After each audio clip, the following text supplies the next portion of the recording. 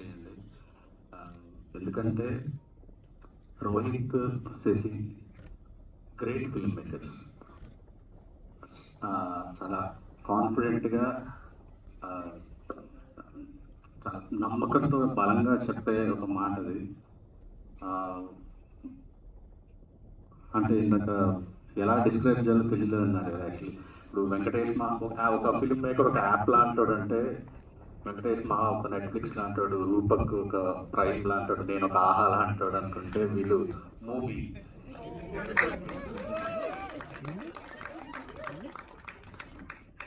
నేను ఎన్ని years back తెలియదు, చాలా ఇయర్స్ బ్యాక్ ఒక సినిమా చూసాను రోహిత్ చేసింది. నాకు ఫ్యూజ్లు ఎగిరిపోయినాయి అసలు. ఆ మేకింగ్ స్టైల్కి అసలు ఇలా ఆలోచించచ్చా, ఇలా తీయచ్చా. నేను మీకు సజెషన్ ఇచ్చేంత